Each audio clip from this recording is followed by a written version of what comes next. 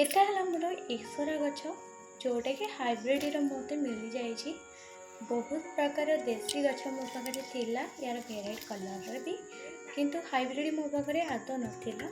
तो hybrid collection आज nursery दीटा nursery बुलला मत गछ मिली।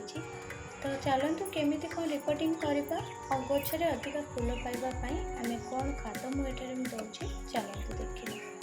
नमस्कार, नमिता किचन गार्डन गोटे सुंदर फ्रेश ब्लॉग को आपको स्वागत करुँचे। तो ये जो नर्सरी आनी मोर एक्सरा प्लांट मो 3-4टा कलर आनी। प्रथम रेड कलर गछटा को ट्रांसप्लांट करी जमी रिपोर्टिंग करी। रिपोर्टिंग समय खाद कौन ना और गछ मूल गछ लगे समय स्टेप अनुसार में कौन कौन देले आम गछटा सब बेले सुस्थ रहा सहित गचर ग्रोथ ठीक ठाक रही विषय जानवा। प्रथम आप देखिपे मो नड़िया कता गुंड किसी व्यवहार करुँचे। तो नड़िया कता गुंडा यहाँ घर या गुंड आपठार कोकोपेट्रो पटिंग मिक्सचर यूज करेंगे ना ऑनलाइन भी आप कोकोपेट्रो पाउडर आनिक कोकोपेट पाउडर डायरेक्ट भाव में देपारे। किंतु सबुठ मत भल लगे बेसिकली घर या नड़िया कतार गुंड जोटा कि किणिक आम या। तो नड़िया कता गुंड गचर रिपोर्टिंग समय देले गचर जो आम ओवर वाटरिंग बेले बेले हो जाए, गचर रूट भी खराब होगा लगे धीरे धीरे देखिए। और ता सहित बेस अधिक पानी बेले बेले वर्षा दिन भी मझे मझे वर्षा दिन भी बहुत सारा गच भी पची जाए तार रूट्रे फंगस लगी था वर्षा हवा जोगे। ता सहित ओवर वाटरिंग भी फंगस लगी था। फंगसटा विभिन्न कारण लगी था, सेमती ना जे गोटे रिजन ही फंगस लगे नुहे। तो बहुत रिजन थाए फंगस लगे ता सहित किछिटा आमर सुखिला पत्र जदि ऊपर ब्रांच पड़ जाए भी फंगस लगे। बेले बेले जदि पचा पत्र कि पचा फूल जदि पड़ जाए भी फंगस लगे। जदि आम माटी खोलिकी पोतवा ताहले सेटा होचे हमर कंपोस्ट हम।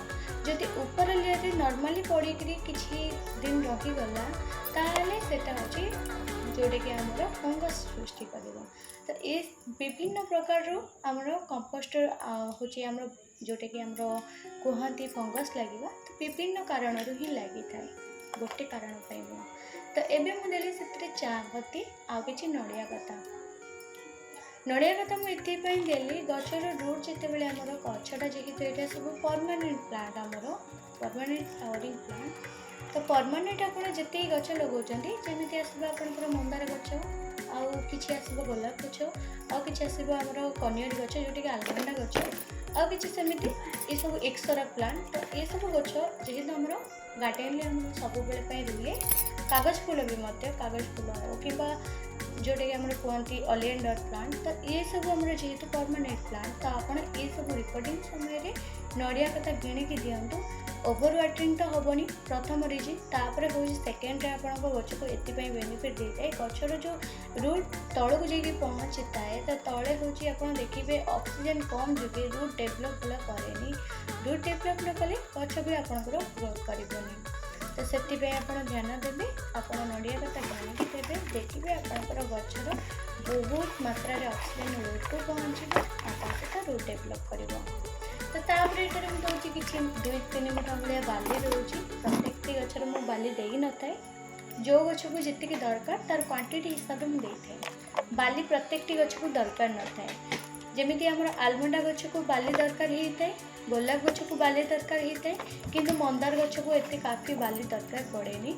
आ सहित ओलिएंडर प्लांट भी बाली आवश्यक पड़ेनी। तो ये सब ठंडा जातीय गच रूट भी बहुत दिन जाए ठंडा रहे से सब गच को बाली आदौ दरकार पड़े।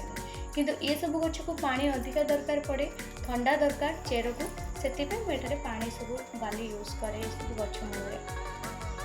तो एठारे मुझे माटी स्टेप अनुसार देली तापर हूँ कि देखली निमखली powder soil fungus plant fungus root fungus तीन टारू कि मो क्लीयर कर जमी आम गच को हेल्दी रखिए कौन से फंगस अटैक होगा दबनी। यहाँ केवल नुहे जे आमर पूरा गोटे वर्ष जाए आमर निमखली पाउडरटा आमर काम दब आ गच को हेल्दी रखिबो आ सहित फंगस अटैक आम गच को रक्षा करिबो ता नुहे आम गच को केवल 2-3 मास भितर आम गच को सुस्थ रखे।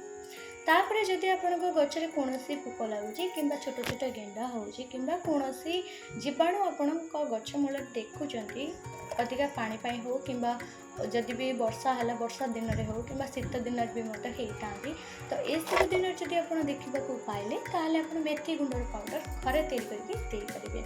मेथी गुंडर पाउडर केमी देवे सांग मैंने तो मेथी गुंडर जितेबाला आप देवे खरार सुखेकी देपारे गुंड करके नचेत आप ओवरनाइट पानी भिजेकी गोटे लिक्विड फर्टिलाइजर भाव में तैयारी करके गच मूल यूज करेंगे।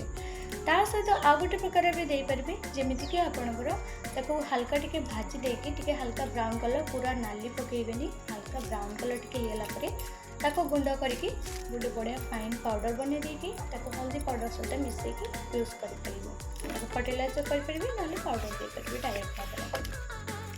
ता सहित मुझे दौची चाहा पत्ती जोटा कहते चाहा गुंड चाहा पत्ती मोर ये यूज वाला दूसरी आउ 4-5 थरा करके सुखेकी रखी तो डबार स्टोर करके तो गच जिते बड़े जाऊ गच को रिकॉर्डिंग समय मुझे देते गला गच मंदार गच भी देते ग्रोथ ग्रोथ आसापी गचर न्यू ब्रांच डेभलप होगापी सहित अन्य गचर भी मतलब देता किटा गचर से ये गचर भी मुझे चापत्तीर गुंड किसी देदेली तो चापत्ती गुंड आपने जानते साधारणतः फ्लावरिंग साइज टी भल आनी था फ्लावरिंग कड़ जो आसूसी कड़र टी बहुत छोट छोट आसता है हाइब्रिड एक्सरा गचर तो से सब साइज टी बढ़ाइवाई मुझे चा गुंड दूसरी तो ये देखो रिपोर्टिंग करुँची किपर भाव में तो यहाँ मुझे ग्रो बैग गुड़ाक आदौ चिरूना कहीं से ग्रो बैग में मुझे किसी डाल कटिंग करके लगेबी नुआ नुआ गचर मंदार गच हो अन्य किसी गचर तो से कौन दिन भी जिते जहाँ भी मुझे नर्सरी ग्रो बैग वाला गच तो ग्रो बैग आदौ चिरीनी कि फिंगीनी से ही किसी मटी भर्ती करके डाल लगे तो ये मु गचटा को प्रथम चेक करुँची एवं तो आजिकल हूँ किटा गच मंदार गच बेसी करके तो गचर देखिए रूट पाखे गोटे गोटे प्लास्टिक डब्बा भाया रोचे जोटा कि कहते आम प्लास्टिक बाउल वाली तो से सब रहा मैंने हूँ आमर रूट ग्रोथ करनी रूट रिग्रोथ हबारे माने असुविधा कर जो कि आमर रूट जदि डेभलप ना प्लांट भी डेभलप हेनी तो बहुत किसी असुविधा होता है जहाँपाई आम गच धीरे धीरे डैमेज होगा लगे तो से प्रत्येक गच को टिके झिमका मारू पछे कि आप प्रत्येक गच को रिपोर्टिंग समय चेक करदे भल तो मुझे से भाया चेक करदे एटारे गच को रिपोर्टिंग कली तो रिपोर्टिंग कर केते मास भितर आप प्रनिंग करेंगे तो गचर रिपोर्टिंग कर 2 मास भितर आप प्रनिंग करेंगे सफ्ट रनिंग पर फर्टिलाइजर देदेवे कदली चोपर फर्टिलाइजर देखिए आप गच ठीक ठाक हो गच को रिपोर्टिंग पर 2 ରୁ 4 दिन जाए छाड़े रखीदेवी जमी गचटा भल रिग्रोथ आसो तो आज ब्लॉग सांग मैंने ये रखली आशा करूँ आप भल लगी भल लगे लाइक एंड सब्सक्राइब करेंगे। बाय।